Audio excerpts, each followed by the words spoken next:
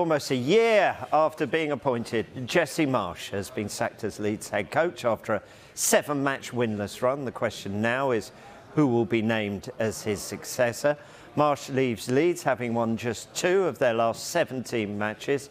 Leeds are outside the bottom 3 on goal difference. He was given enough time.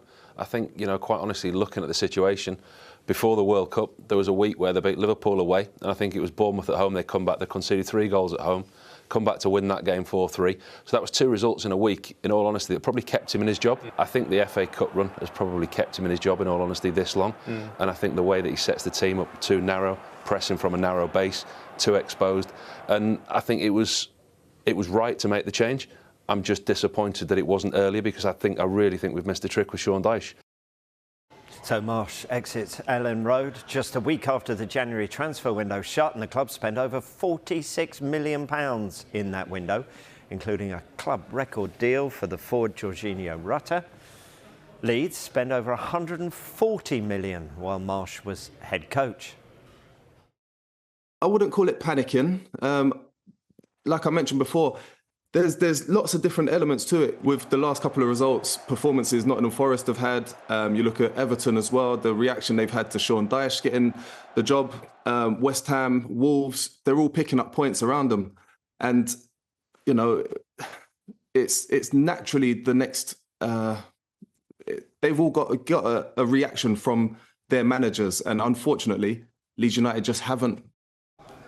Well, whoever takes over at Ellen Road faces a battle to keep them in the Premier League. Leeds are above the bottom 3 on goal difference. OK, let's get back to Mark. We've got our 5 talking points today. We've done Manchester City, so that leads us on to Leeds then.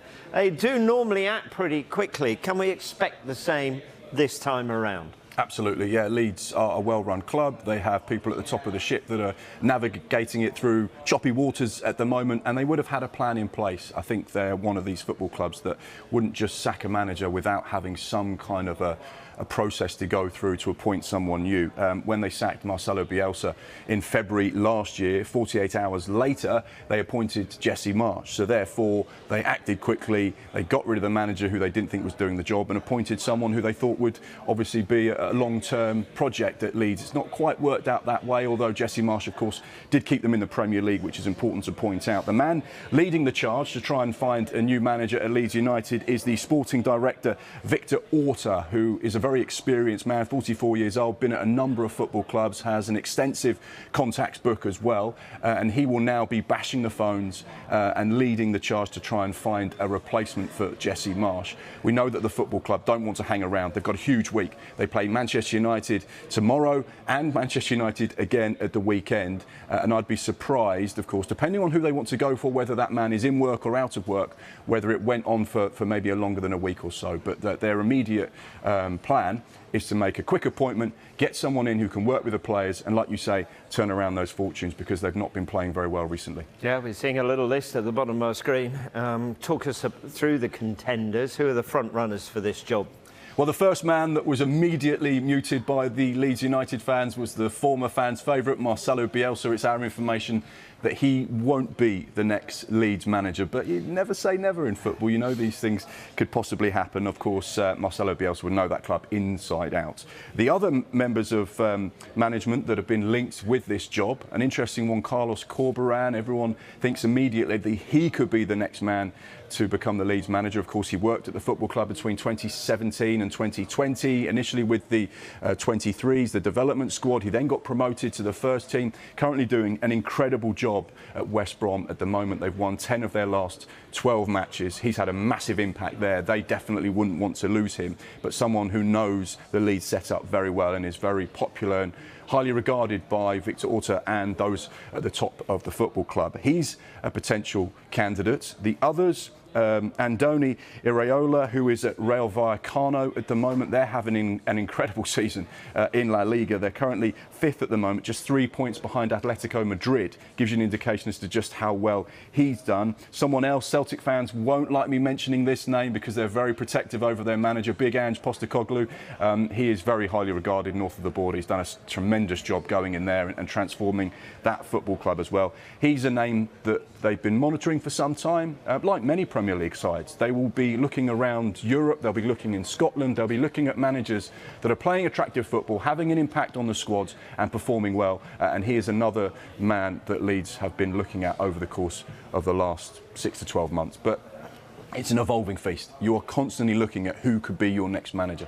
Yeah, but with Leeds, sometimes they tend to go a little left field, don't they? They've got a reputation for that, so who would fit that category if they were? Yeah, let's look at the last 10 permanent Leeds managers. Of course, Jesse Marsch, Marcelo Bielsa. But when you go back to Paul Heckingbottom, who's doing a brilliant job at Sheffield United under difficult circumstances at the moment, Thomas Christensen, Gary Monk, Steve Evans, who is, you know, a brilliant, experienced EFL manager. That was a bit of a left field option. Uwe Rosler, Neil Redfern. You can see from these people that they are not scared to think outside of the box. They're not scared to go and find someone who might not be on that list of favourites. So we talk about some of those people that potentially could be the next Leeds manager. It wouldn't surprise me if they went completely left field again and someone that isn't in the media at the moment, someone that hasn't been spoken about. And I'll bring to you one name that they have been monitoring, like Ange Postecoglou, for some time, and that's the Real Madrid legend Raul. Now, we understand that they spoke to him in when they were looking to replace Marcelo Bielsa. He's someone that they've spoken to and have identified as a potential future Leeds manager. Of course, he had a fantastic career, 6 La Liga titles at Real Madrid, 3 Champions League. He's currently just working with the reserves, or the B team, or the 23s at Real Madrid as well. So he's getting his coaching experience. He's got vast experience in the game, having played at the very highest level as well for Spain.